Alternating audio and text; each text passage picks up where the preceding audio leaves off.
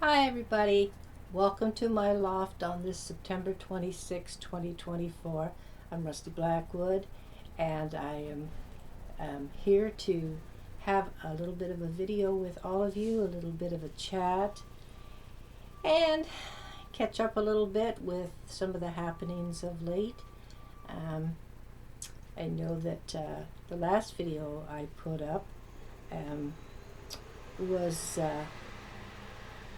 a public relations photo that was taken that was based on hypnosis and levitation. And it was the second one that I had produced through Rusty Blackwood books. The first one I did, quite a few weeks ago, a couple of months ago now, I think, something like that, and it was titled Rusty Floats, and this recent one that I did was titled A Floating Vision, I believe, and in the narration it speaks about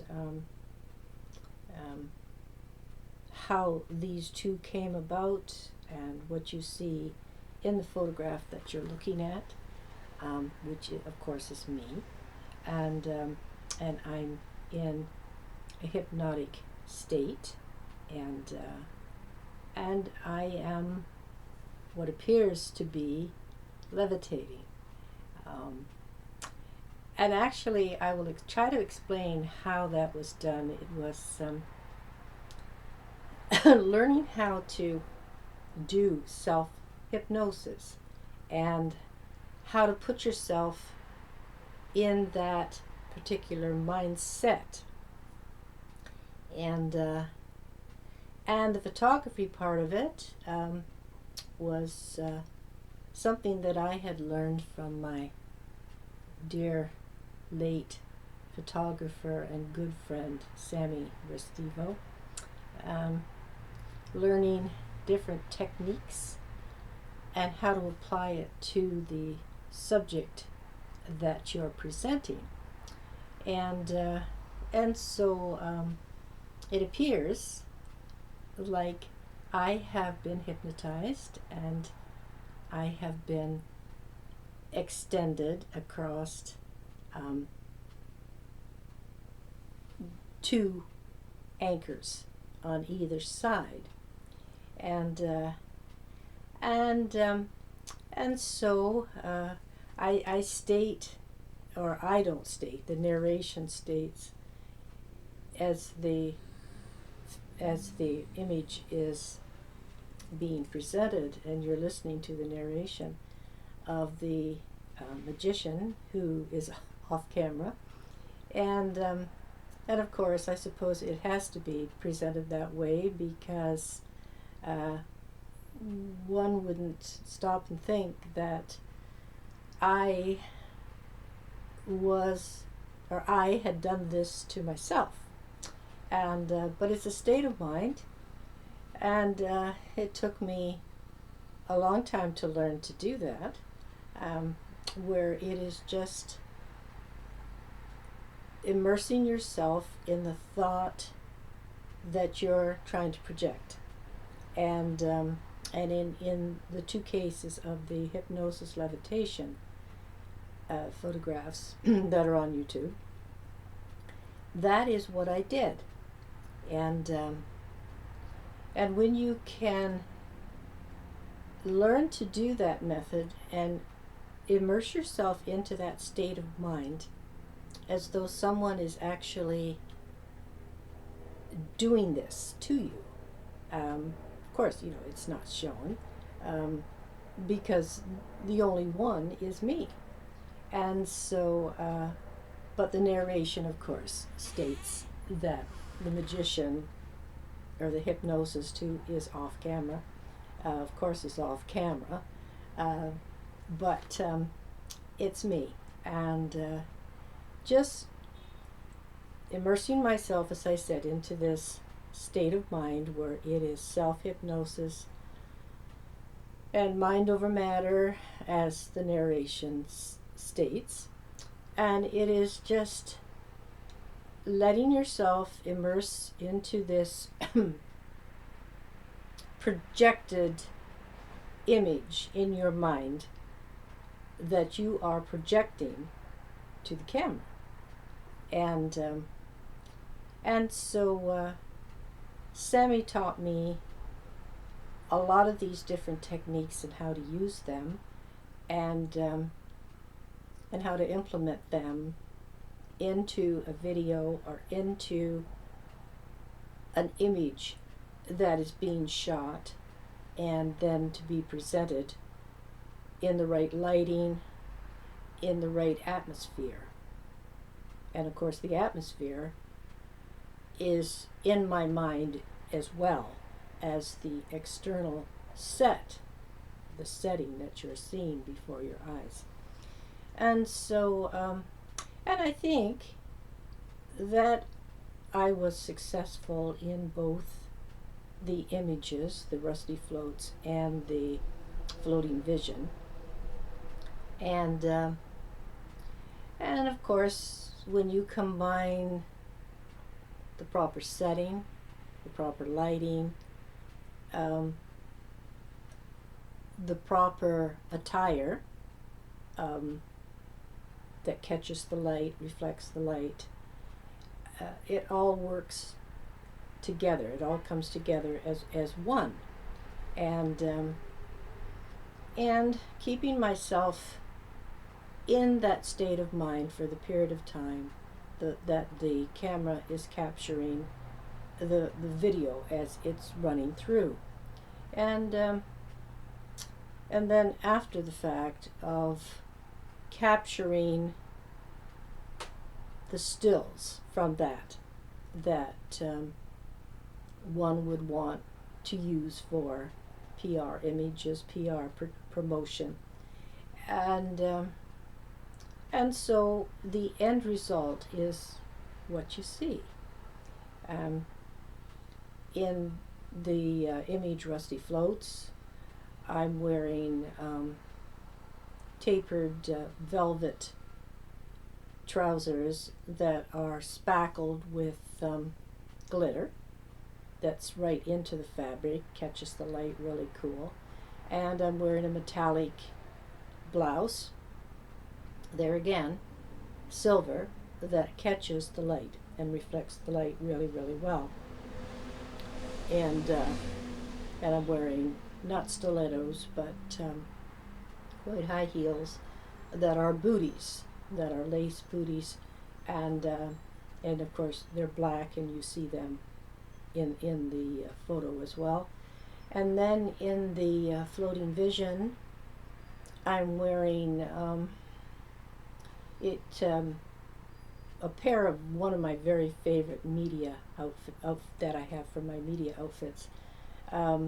They are extremely snug. They're not leggings, they are trousers, but when they're on, they hug the legs extremely snugly, as you see. And they are a faux leather. They are what is called liquid leather,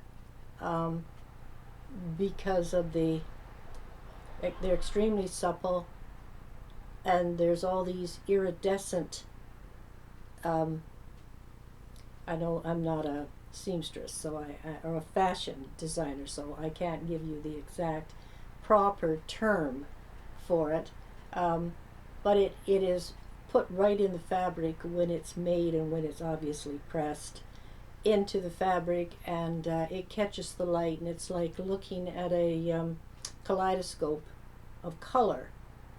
And then the satin blouse that I'm wearing is an antique satin and lace blouse, which is my own. The trousers are by Shein, and I believe the narration states that the blouse is by Shein as well, whereas it is actually my own.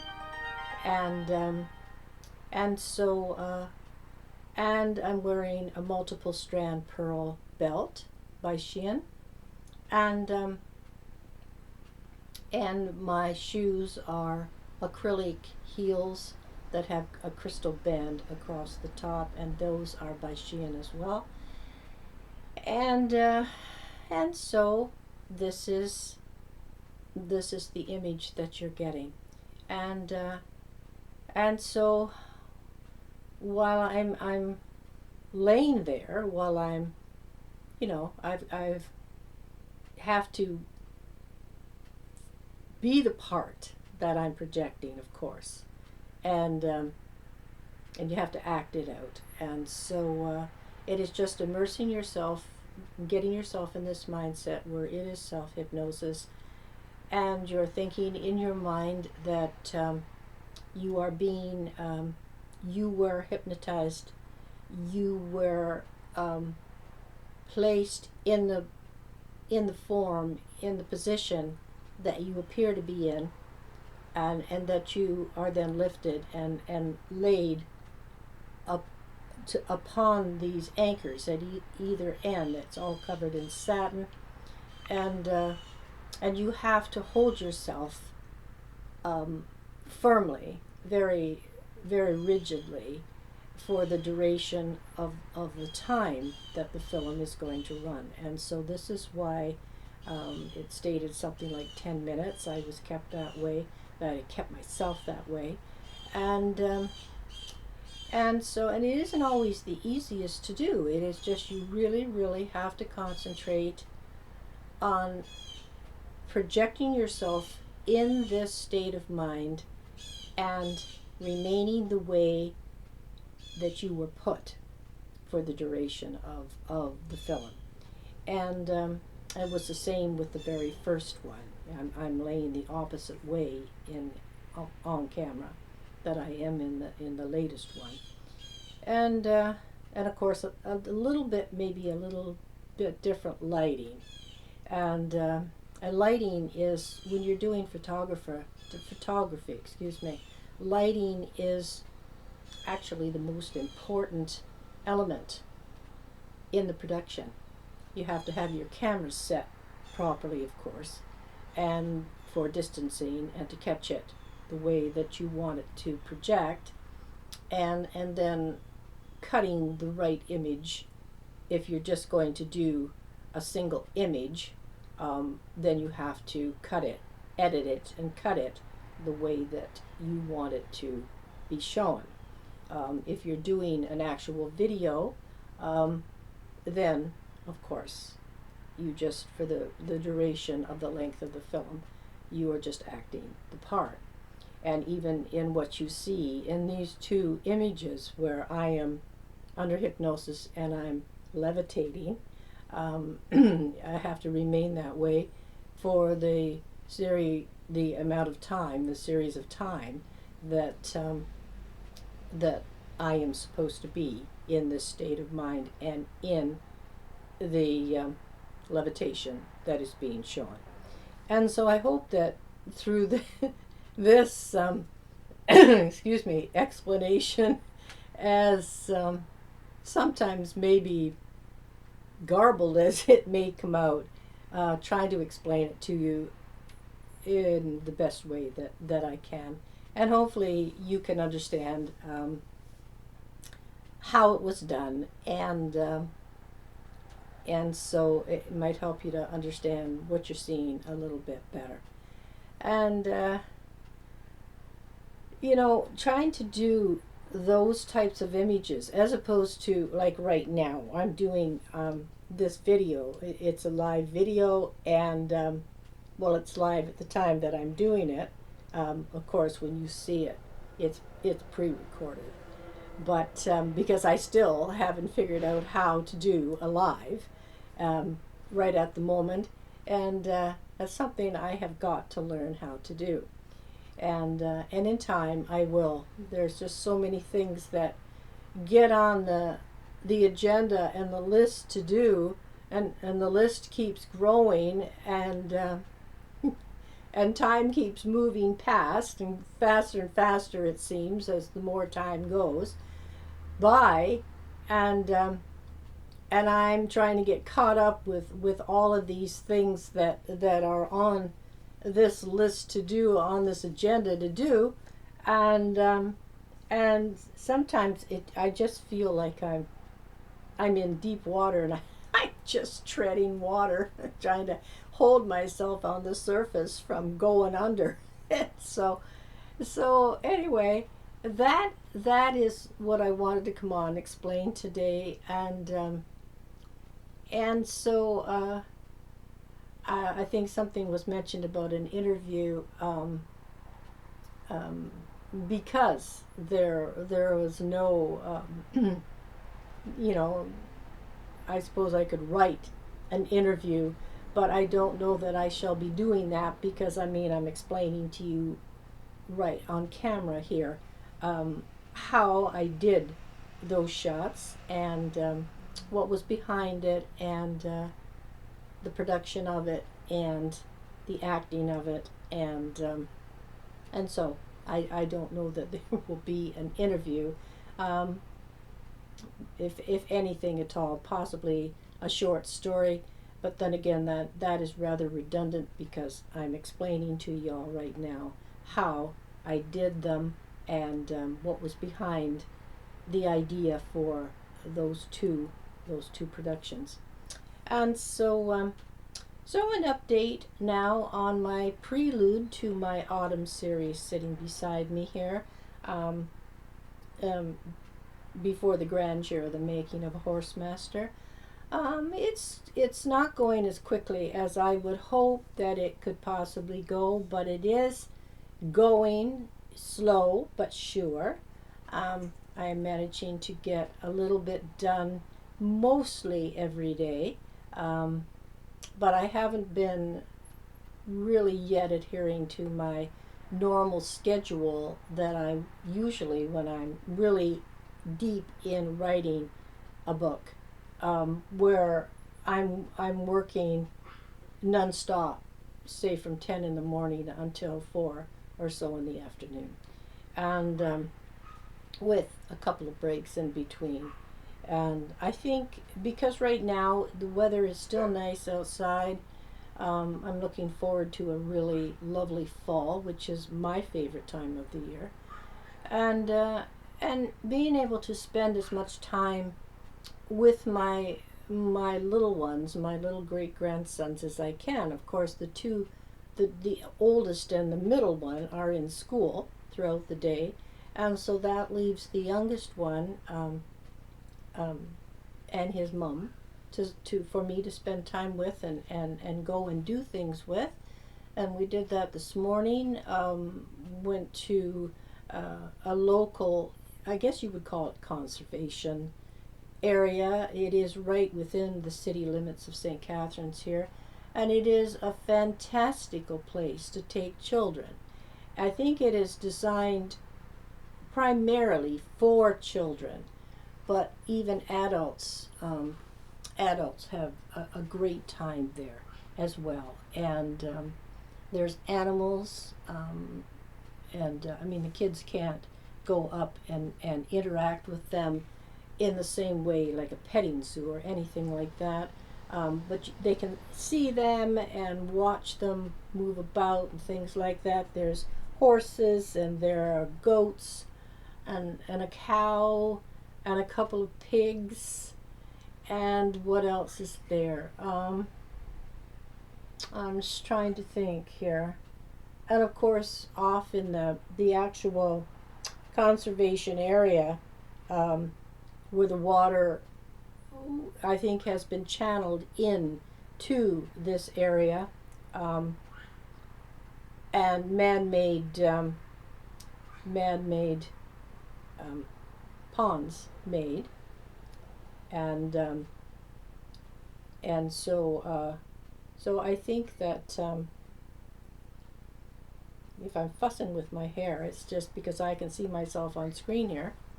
It's just a mess, and I just can't get it to be the way that I want, so I'm just gonna like leave it alone before I make it worse. So just bear with me. And so there's never never the stylist around when you need it. And so anyway, it's just me And when you join me in this video, these videos that I do, they're very promptu and oftentimes off the top of my head. And anything is possible, anything can happen. And so, and it oftentimes does. And so this is Rusty, this is me. And so if I can't feel at ease with y'all by, you know, my idiosyncrasies, like always fooling with my hair, I've always been like that from the time I was a little girl. And maybe I get that from my dad, because my dad loved a woman's hair. He always used to call a woman's hair her crowning glory, and hated it if you ever got your hair cut. I remember my mom and dad having a few words from time to time whenever mom would either cut my hair or take me to, they used to call them beauty salons years ago, and get my hair cut or whatever, because my hair at one time was long enough I could sit on it. And I mean, it's nice when you don't have to look after it yourself. I mean, that was up to my mother to do that, and she did her best, and she would brush it every morning. And at times I swore up and down I had whiplash from the length of my hair, and my mom, you know, taking the brush through it and just going from my scalp right all the way down to get to the right down to the ends to get the oil all the way down so it stayed healthy. And at times, I mean, my mother, it wasn't as though that's all she had to do. My mom was a farm wife, and tons of things to do throughout the day. And so at times she would just take me and get you know, a few inches cut off or whatever. And in between times, she'd either braid it or she'd put it in a couple of ponytails or whatever to keep it out of my face and try to control it the best she could, because she knew my dad's take on the whole thing. And if she was to get too much cut, you know, then she had to face my dad, face the music, and the 50,000 questions about why did she need to have that much cut off and off her hair and things like that. And he was just as regimented with mom's hair to begin with as much as me. And so, but then again, he didn't have to look after the hair. And so I suppose it was easy for him to criticize and get after my mother when she would either get her own hair cut or she would get mine cut. And so, and now I forget what I was originally talking about. And oh yeah, back to my before the Grandeur. And so I'm up now to starting chapter 6, and I keep, because I'm not that far into it, and this is still first draft, gives me time to go back and review and edit what I've already written. Once you get into a manuscript far enough, it gets more difficult as you go back and you know, continue to edit as you're going along. That's when revision comes into play, and you're going through your entire manuscript. Just having some water here, so cheers everybody.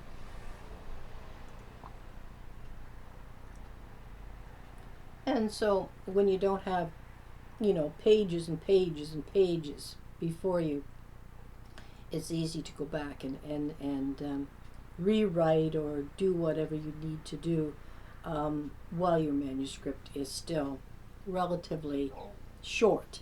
There's not that much there yet. And but if you can keep yourself caught up with your edits and things while in this particular state, then it makes revision much easier when the time comes for that. And so And so, what else have I got to talk about? I don't think really anything else at this particular video, and outside of just what I have already covered, the explanation of how I did the two hypnosis and levitation videos that I did, or the images, because I mean I'm not moving around or anything or having one image after another show up on the screen. So, but it's time consuming. It takes planning. And it takes patience to do it when you're actually going to begin the production and actually do the scene, and so and I think I oftentimes when I'm doing these images, or I'm doing something along that same line, I think about Sammy, and I think about what he would think if he would be encouraging, which I know he would be encouraging me, but what he would be saying. I mean, if he was behind the camera and directing me like he always did when we would do shoots, you know, he was in charge, and it was my job to deliver his vision, what he wanted, and the way he wanted it done, and the way he wanted it to appear in the end, the finished product. And so I when I'm doing these things and laying there in that state of mind, and I can almost hear Sammy, you know, saying, you know, like, don't move, or, you know, hold that pose, don't move, just keep yourself immersed in achieving the look, achieving the subject that you're projecting, and you know, stay true to the cause. Stay true to the presentation and the achievement at the end of it. And so I'm sure if Sammy was on the other end of the camera, it would still turn out much better than I did it. It would have been 100% better than the way that I did it. But I think I was applying what I learned from Sammy quite well. And I hope that y'all enjoyed what it is that you're looking at, and now with the explanation of how it was achieved. And so so whether I will ever do any more like that or not just remains to be seen. It really just depends on the ideas I come up with, and what I want to do next. And so I'm going to say thank you today for watching. Please like this video, please comment it, please share it around, and please subscribe to my YouTube channel. I will be back relatively soon with a new video. There's always something to talk about. The last one I talked about politics to quite an extent, and I'm not finished there, as we all move closer to the American election, and next year Canadian federal election. And so so anyway, I wish God's blessings to each one of you out there. Please let Him lead you. Trust in Him and accept Him, pray to Him, and I think you're going to find changes in your life.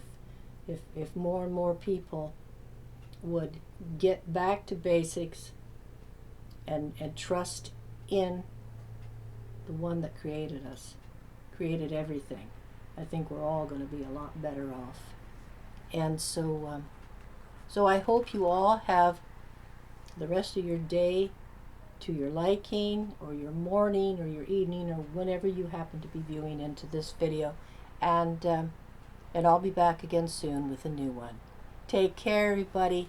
Stay well. Stay strong. Peace out.